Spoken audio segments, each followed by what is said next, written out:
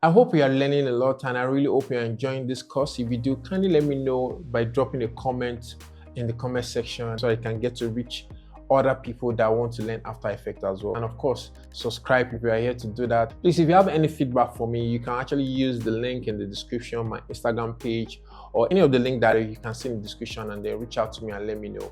And of course, as you are learning, if you are creating really cool stuff, make sure you do tag me on my Instagram, and it's really nice to see how you are progressing. All right, let's get back to the lessons. So in this video, we'll be talking about transform properties.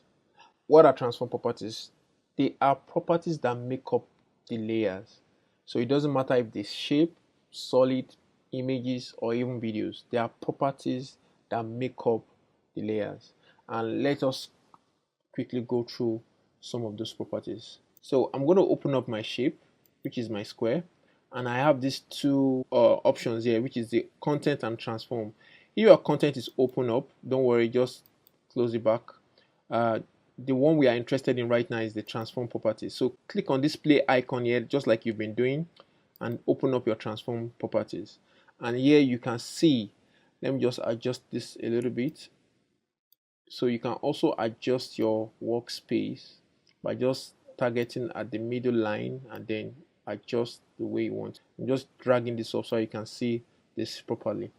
Now, from what we have here, we have the anchor point, position, scale, rotation, and opacity. I'm going to talk about the anchor point in a bit. I want to focus on the position, scale, rotation, and opacity for now.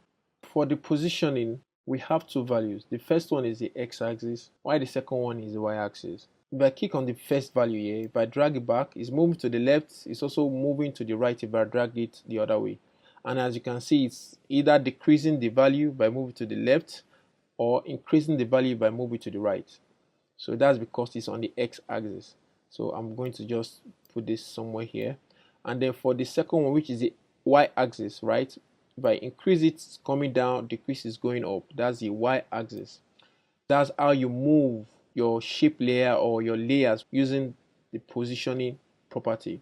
Now for the scale, scale has to do with how big or how small it is. So if I increase this, you can see it's getting bigger. If I reduce it, it's getting really small, right? You can also get into the negative value. But right now I'm just trying to show you that you can actually increase the value and decrease the value depending on what you really want to achieve. But you can notice one thing here. We actually have two values and they actually chained together because of this option here. So if I uncheck this, of course the first one too is increasing it in the x-axis, while the second one is increasing it in the y-axis. So I'm just going to undo that. I'm going to click on this. I want to change the value back to 100. So one other thing you can also do to change the values, you can click and then type in the value 100 and it will snap back to where you want it to be. Now the next one is the rotation. I also have two values here, but they are a bit different. I want you to pay attention to the second one first. If I keep dragging, you can see that my shape is rotating.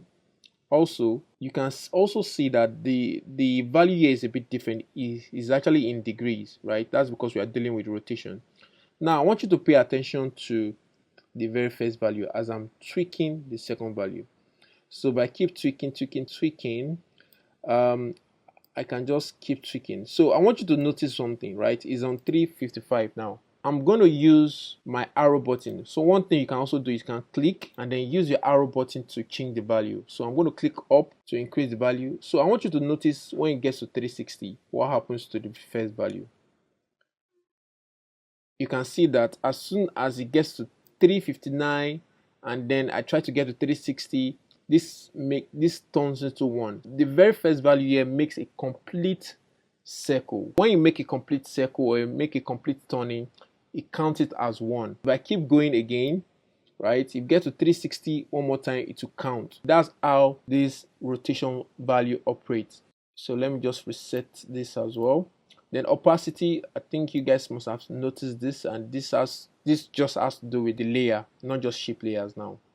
Yeah, so that's really it for position, scale, rotation, and opacity. For the anchor point, I would say don't change the value from here, right? It's not good practice because it might even confuse you. Even professionals, they hardly change the value of icon points from here. They do, but they hardly do that.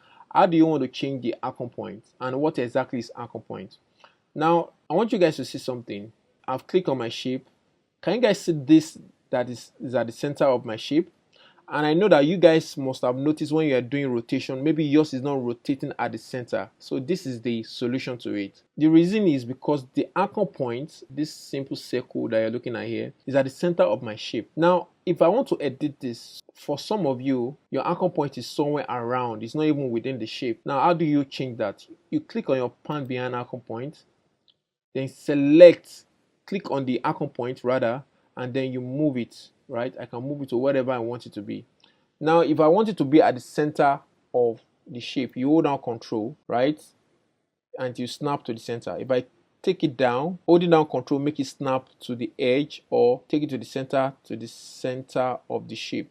Now, it's also trying to target the center of my background, but make sure it's actually targeting the center of the shape, and then you release, and then you have it at the center. So if I rotate this, like I've been doing before, is rotating from the point where the anchor point is situated. Now let me change the anchor point. Let me change it to this place, right? And then let me just adjust this a little bit down. If I tweak my rotation, can you see that it's rotating from where the point is right now? So it's very important you know where your anchor point is situated, because it dictates the kind of movement you can actually apply to your layers.